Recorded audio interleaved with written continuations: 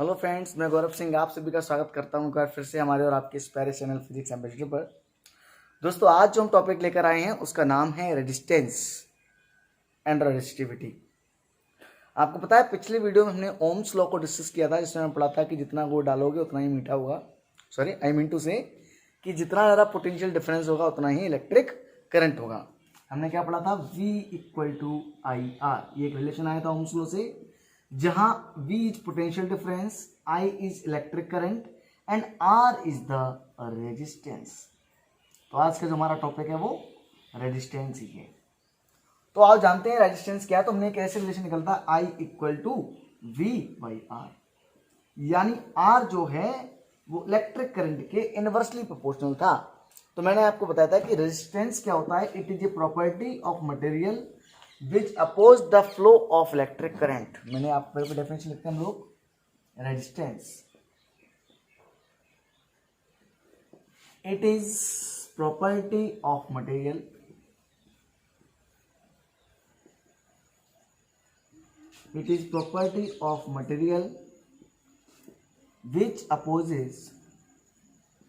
which opposes the flow of electric current.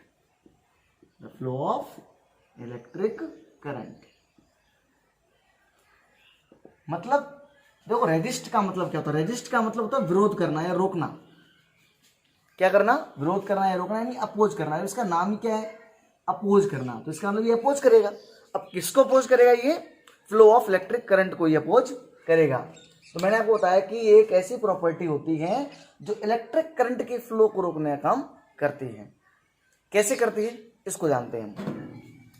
देखो बच्चों, होता क्या है, अगर मैं यहां बनाता हूं कि मान लो ये एक वायर है, ठीक है, और इस वायर में इलेक्ट्रॉन्स होंगे, आपको पता है। इधर मान लो कि इलेक्ट्रॉन का फ्लो हो रहा है, ठीक है। अब जब इलेक्ट्रॉन का फ्लो होगा तो अगर इलेक्ट्रॉन का फ्लो इधर होगा तो करंट की डायरेक्शन उधर होगी, अगर इलेक्ट्रॉन का फ्लो इधर होगा तो करंट डायरेक्शन उधर, और अगर इलेक्ट्रॉन का फ्लो उधर तो करंट डायरेक्शन उधर। मैंने आपको बताया था कि जो इलेक्ट्रॉन का फ्लो होता है उसके अपोजिट में जो फ्लो ऑफ इलेक्ट्रिक करंट मानता है, ऐसा हमने कन्वेंशन माना था। अब ये बच्चों क्या होते हैं, इनके पास ये जो इलेक्ट्रॉन, इनके पास काइनेटिक एनर्जी होती है। क्या होती है बच्चों? Kinetic energy. इस काइनेटिक एनर्जी की वजह से रैंडम इधर उधर भागने का काम करते हैं, ठीक है। जब इधर भागेंगे एक दूसरे से क्या करेंगे? ये कोलिजन करेंगे, यानी टकराएंगे, एक दूसरे से कोलाइड होंगे, ठीक है, कोलाइड करेंगे। जब कोलाइड करेंगे दूसरे टकराएंगे, टकराते वक्त क्या होगा? जो इनके फ्लो की स्पीड होगी उसमें कुछ ना कुछ अवरोध आएगा, कुछ ना कुछ रेजिस्ट आएगा, और वही जो रेजिस्ट क्रिएट हो रहा है इसे हमने कहा है रेजिस्टेंस। मतलब इसका जो मेन कारण है वो क्या है? इलेक्ट्रॉन्स का आपस में कोलिजन होना। इसकी वजह से क्या होता है बच्चों? इलेक्ट्रॉन एक दूसरे से कोलाइड करते हैं, जिसकी वजह जिस स्पीड से करंट फ्लो होना चाहिए उतना फ्लो नहीं होता, और एज ए अपोजिंग कैरेक्टर का ये काम करता है। तो ये है हमारा रेजिस्टेंस। आपको समझ में आया क्या रेजिस्टेंस? ये ऐसी प्रॉपर्टी होती है मटेरियल की जिससे क्या होता है?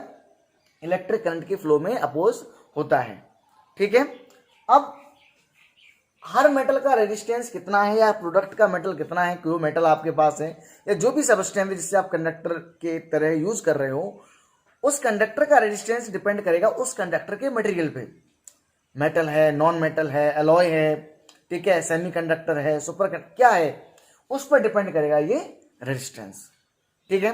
तो रेजिस्टेंस की अगर हम बात करें तो मैं आपको बताना चाहूंगा कि रेजिस्टेंस डिपेंड करता है मेनली 4 फैक्टर्स पे। कितने का? 4 फैक्टर्स पे रेजिस्टेंस डिपेंड करता है। 4 फैक्टर्स पे, जिसमें एक नंबर आता है हमारा, एक तो टेम्परेचर का, लेंथ ऑफ कंडक्टर का, और area of cross section of conductor, और अगर हम बात करें तो कि सब मटेरियल ऑफ द कंडक्टर, किस तरीके का मटेरियल यूज किया गया है, ठीक है।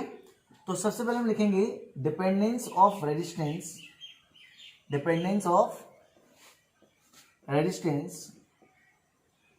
और factors on which resistance depends। वो कौन कौन से फैक्टर्स हैं जिस पे रेजिस्टेंस डिपेंड करता है। तो सबसे पहला हम लेते हैं बच्चों, फर्स्ट लेते हैं हम सबस्टेंस या material of the conductor. Material of the conductor. Material of the conductor पे कैसे डिपेंड करता है बच्चों? मान लो कि आपके पास कुछ भी मटेरियल है, सिल्वर है, एल्युमिनियम है, कॉपर है, ठीक है, ये सारे आपके पास बहुत ज्यादा मटेरियल्स हैं, ठीक है। आपने क्या लिया, सिल्वर ले लिया मान लो, और आपने ले लिया एक तरफ एल्युमिनियम,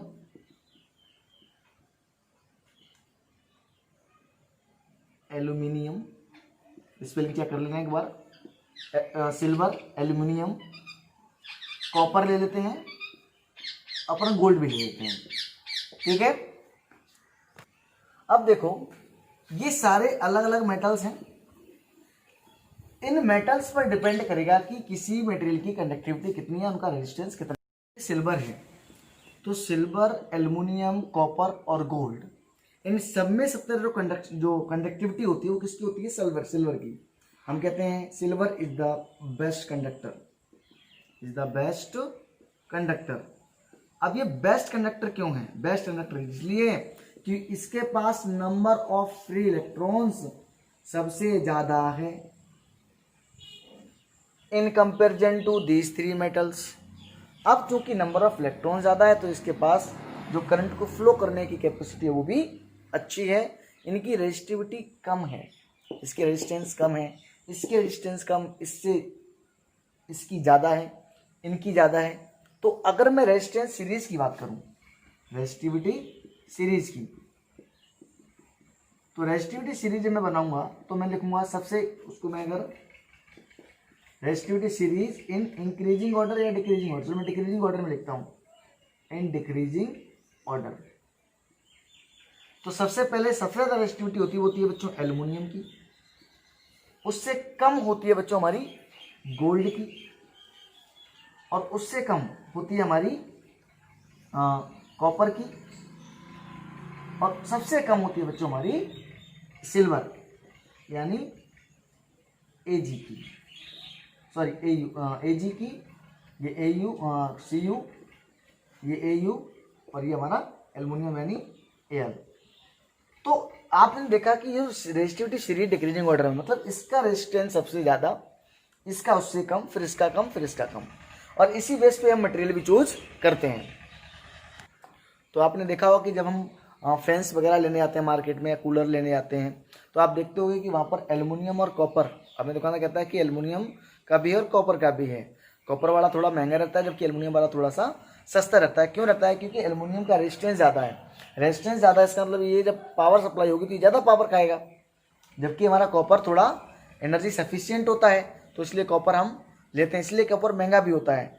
तो अगर हम जब भी प्रीफर करते हैं इन दोनों में से तो हम कॉपर को प्रीफर करते हैं, और फिर देखते हैं कि हमारी जेब का बजट कैसा है, उस हिसाब से भी हम मैनेज कर लेते हैं, ठीक है। उसके अलावा गोल्ड और सिल्वर, इनके तो हम बने हुए चीज़ें खरीदते ही नहीं हैं, क्योंकि आपको पता है कि ये बहुत ज़्यादा सस्ती होती हैं, है ना। 5 रुपये में ही आपको सिल्वर का या 10 रुपये में ही सिल्वर का गोल्ड का मिल जाएगा, तो आपकी तो चांदी होगी फिर। तो मतलब चांदी की चीज़ लोगे तो चांदी हो ही आएगी सस्ते में। चलो थोड़ा फालतू की बातें ये सब, मतलब कहने का मतलब ये है कि ये बहुत ज़्यादा कॉस्टली होने की वजह से हम इनको कंज्यूम नहीं करते, जबकि ये हमारी रेंज में होते तो उनमें हम क्या करते हैं, कॉपर को ज़्यादा प्रीफर करते हैं, क्योंकि इसकी पावर एफिशिएंसी अच्छी होती है, ठीक है। रेजिस्टेंस कम है, रेजिस्टेंस कम है मतलब कंडक्शन अच्छा है। कंडक्टिविटी एक अलग टॉपिक है जो कि रेजिस्टेंस का उल्टा है, हम 12th क्लास में बहुत डिटेल में पढ़ते हैं। आप ऐसे समझ लो कि इसकी रेजिस्टेंस कम होगी, उसकी कंडक्टेंस ज़्यादा होगी, दैट्स इट, ठीक है। तो ये हो गया हमारा मटेरियल्स ऑफ कंडक्टर कैसे डिपेंड करते हैं। अब हम बात करें अगर दूसरी चीज की, तो हम दूसरी प्रॉपर्टी जो लेंगे वो लेंगे बच्चों टेम्परेचर। क्या लेंगे हम? टेम्परेचर। तो इफेक्ट ऑफ टेम्परेचर। अब टेम्परेचर का क्या इफेक्ट रहता है, बात करते हैं। अगर हम जो कंडक्टर की पहले हमने ले लिया मेटल, क्या ले लिया? मेटल, ये दूसरे नंबर का पॉइंट, मेटल्स। तो रेजिस्टिविटी या रेजिस्टेंस इंक्रीज होता है ऑन इंक्रीजिंग टेम्परेचर।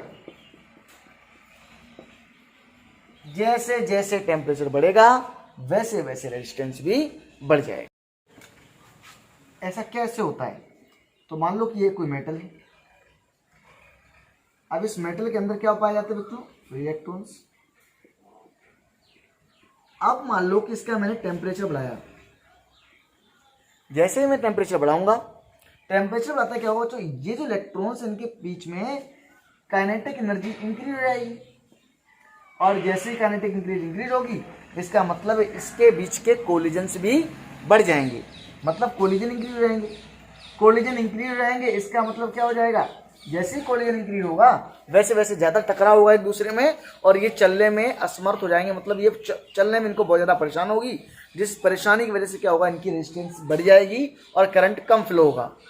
ठीक है, तो that is how the resistance increase on increasing temperature. तो जैसे जैसे हम टेम्परेचर बढ़ाएंगे वैसे वैसे टेम्परेचर बढ़ाने पर रेजिस्टेंस में भी इंक्रीजमेंट आएगा, क्योंकि जो इसके इलेक्ट्रॉन्स हैं उनकी काइनेटिक एनर्जी बढ़ जाएगी, काइनेटिक एनर्जी बढ़ने की वजह से उनका कोलिजन बढ़ जाएगा, और कोलिजन बढ़ने से रेजिस्टेंस भी बढ़ जाएगा। ठीक है, अगर हम टेम्परेचर की बात करें मेटल्स के अलावा दूसरा कोई चीज़ पकड़ते हैं, जैसे कि मान लो अपन ने ले लिया एक अभी क्या लिया था? मेटल्स। दूसरे नंबर का हम ले लेते हैं, बी करके डालते हैं उसको, मान लो एलॉयज। एलॉयज में बच्चों क्या होता है? इनका भी चेंज होता है on increasing temperature. On increasing temperature resistance slightly changes, slightly increase होता है, बढ़ता तो है पर उतना नहीं बढ़ता जितना कि मेटल्स का बढ़ता था। ठीक है, इनमें भी इंक्रीजमेंट होता है, पर इनका जो इंक्रीजमेंट है वो एज कंपेयर टू मेटल्स थोड़ा सा कम होता है, मतलब टेम्परेचर बढ़ाने पर इनका रेजिस्टेंस भी बढ़ता है अलॉयज में भी। जैसे कि हम जानते हैं मैग्नीशियम है और कॉन्स्टेंटिन है। ठीक है, इन मेटल्स में क्या होता है? इनका रेजिस्टेंस बढ़ता है पर बहुत कम। किसके मुकाबले में? किसके मुकाबले में? मेटल्स के मुकाबले में। अब हम बात करें अगर एलॉयज के अलावा, तो हम एक और ले लेते हैं, जिसमें हम ले लेते हैं मान लो सेमीकंडक्टर्स। क्या ले लेते हैं? सेमीकंडक्टर्स। अब सेमीकंडक्टर्स ऐसे बदतमीज हैं कि जैसे ये हमें परेशान करते हैं, जैसे कि एट जीरो टेम्परेचर दे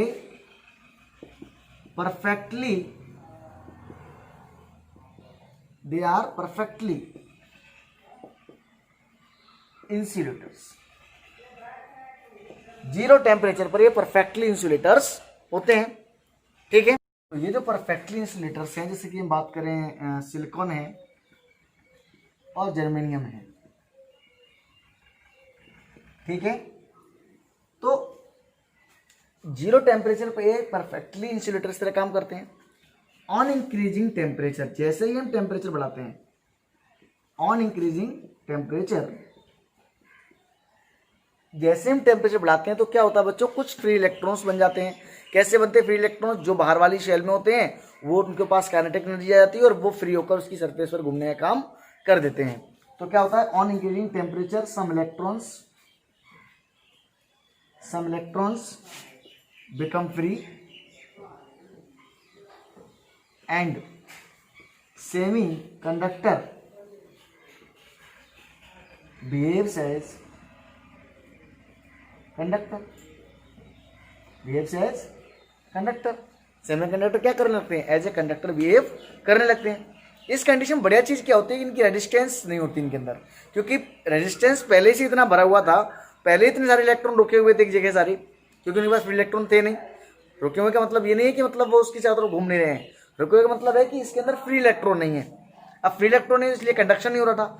अब चूंकि कुछ इलेक्ट्रॉन फ्री हुए हैं तो मतलब पहले रेजिस्टेंस ज्यादा था, क्योंकि पहले तो फ्लो हो ही नहीं रहा था ना इनसे, परफेक्ट इंसुलेटर्स थे, तो कुछ फ्लो होने इसका रेजिस्टेंस बहुत ज्यादा था। अब हमने जब टेम्परेचर बढ़ाया तो कुछ इलेक्ट्रॉन फ्री हुए, तो क्या जो पहले बिल्कुल ठप था मामला उसमें कुछ ना कुछ कंडक्शन हुआ है। मतलब रेजिस्टेंस जो पहले ज्यादा था वो कम हुआ है और कंडक्शन बढ़ा है। मतलब कह सकते हैं इसको टेम्परेचर इंक्रीज करने पर रेजिस्टिविटी डिक्रीज होती है। टेम्परेचर इंक्रीज करने पर रेजिस्टिविटी डिक्रीज होती है। तुम क्या लिखेंगे बच्चों? क्या लिखेंगे? On increasing temperature on increasing temperature resistivity decreases, resistance लिखते हैं यहाँ पर, रेजिस्टेंस डिक्रीजेज इन सेमीकंडक्टर्स, ठीक है। तो ये होगी बात सेमीकंडक्टर्स की, ठीक है। कुछ सुपर कंडक्टर की बात करते हैं अपन, सुपर कंडक्टर की। मालूम एक ही सुपर कंडक्टर जिसके बारे में जो हमारे क्वेश्चन 1 नंबर में पूछा जाता है, जैसे बात करते हैं सुपर कंडक्टर की यानी मरकरी की। सुपर कंडक्टर मरकरी कब बन जाता है? मरकरी सुपर कंडक्टर कब बन जाता है? तो जब the temperature is below 4.2 kelvin, जब इससे नीचे टेम्परेचर होता है किसका? मरकरी का, उस टाइम इसकी रेजिस्टेंस या कितना आता है इसका?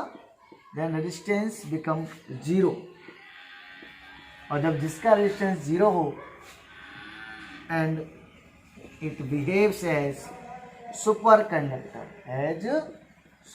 कंडक्टर, हम कह सकते हैं कि कुछ मेटल्स ऐसे होते हैं, कुछ मतलब जो सब्सटेंस ऐसे होते हैं, मकई तो एक मेटल है जो कि लिक्विड फॉर्म में है, तो हम क्या कह रहे हैं कि कुछ ऐसी चीज़, ऐसे सब्सटेंस भी होते हैं जिनका टेम्परेचर कम करने पर रेजिस्टेंस बढ़ता है।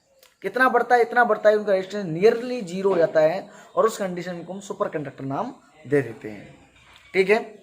अब ये तो हो गए हमारे इफेक्ट्स ऑफ टेम्परेचर। अब हम बात करते हैं मेन जो हमें पढ़ना है, इफेक्ट्स ऑफ लेंथ, या तीसरा है length of the conductor.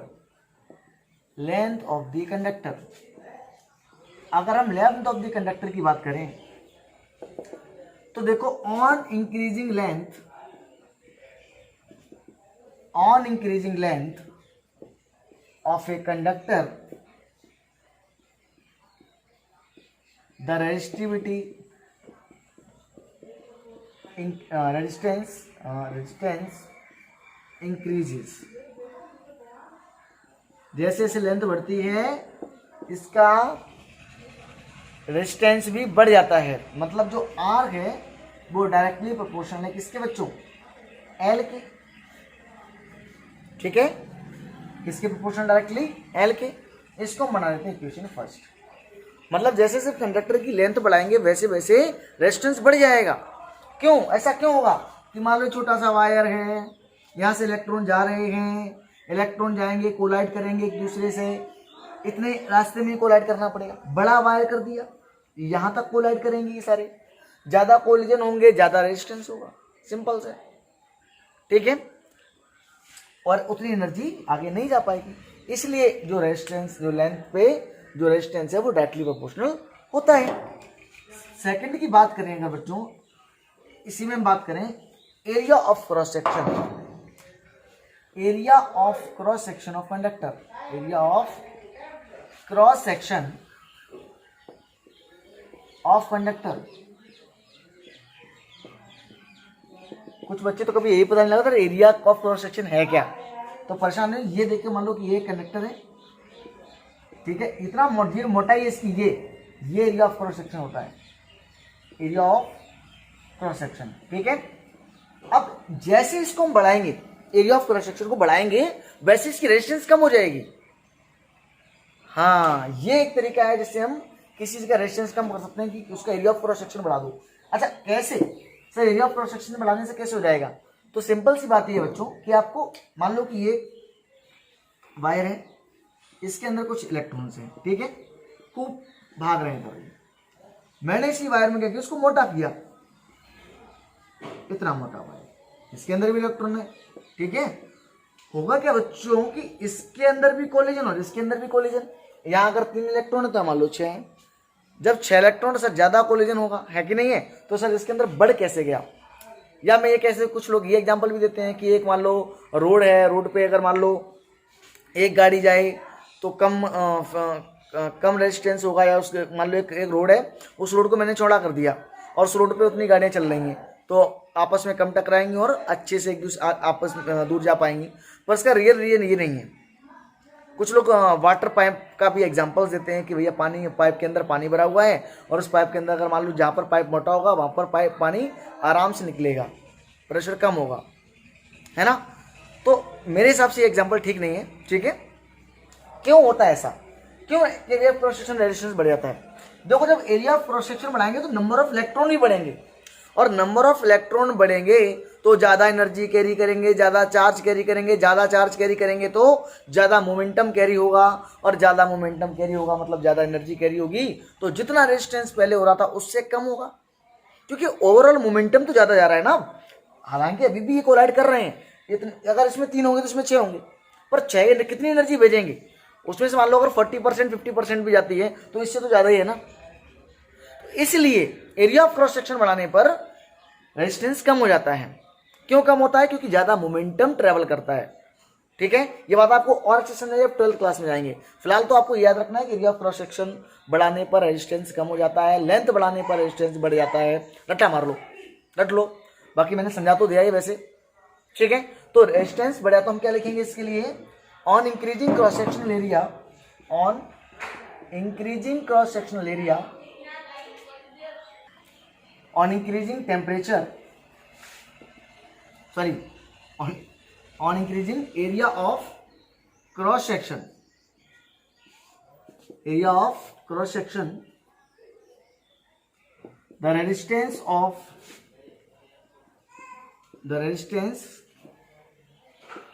decreases, ऐसे लिख देते हैं, the resistance decreases।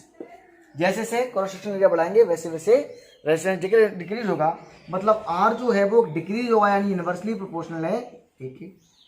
ये होगा मेरी इक्वेशन सेकंड। आर लेंथ के कैसे प्रोपोर्शनल था? डायरेक्टली, और इनवर्सली प्रोपोर्शनल किसके है?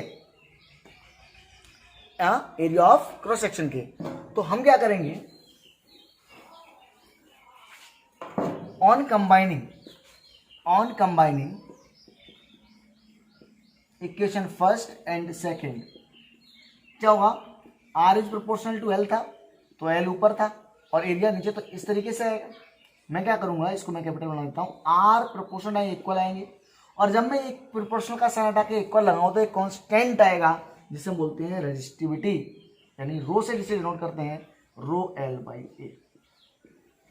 अगेन अनइम्पोर्टेंट फॉर्मूला, बहुत इंपॉर्टेंट फॉर्मूला है जो कि बहुत ज़्यादा काम आएगा न्यूमेरिकल से हमारे। This is the resistivity. तो क्या लिखेंगे हम? R equal to rho L by A, R equal to rho L by A, जहाँ रो क्या है? Rho is the resistivity of the conductor.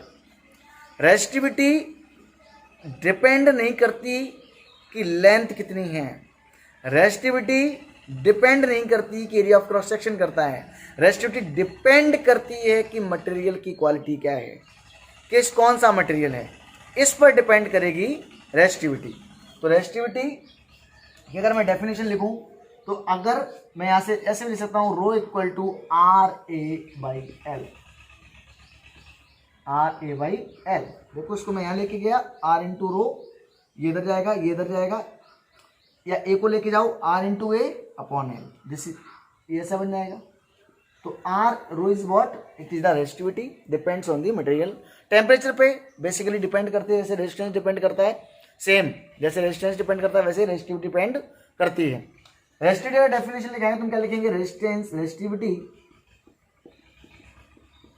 Is equal to the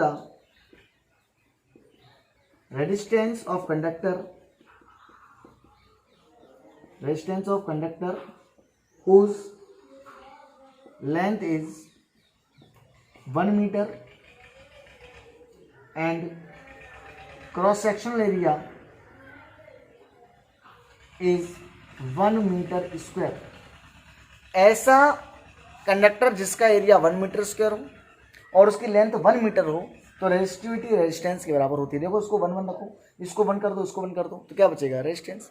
यानी रेजिस्टिविटी जो है वो बराबर किसके होती है? रेजिस्टेंस के। कब? जब एरिया ऑफ क्रॉस सेक्शन और लेंथ 1 मीटर हो, एक 1 मीटर एक 1 मीटर स्क्वायर हो। तो ये था हमारा रेजिस्टेंस। आपने क्या पढ़ा रेजिस्टेंस के अंदर कि रेजिस्टेंस किस किस बात पे डिपेंड करता है, रेजिस्टेंस होता क्या है, टेम्परेचर पे कैसे डिपेंड करता है, ठीक है, लेंथ पे कैसे डिपेंड करता है, एरिया ऑफ क्रॉस सेक्शन पे कैसे डिपेंड करता है। इतनी सारी चीज़ें हमने इस वीडियो में कवर कर ली। अगला टॉपिक होगा वो होगा रेजिस्टेंस को सीरीज और कनेक्शन में कैसे जोड़ते हैं, सीरीज और पैरेलल कनेक्शन में कैसे जोड़ते हैं। तब तक पढ़ते रहिए। Thank you.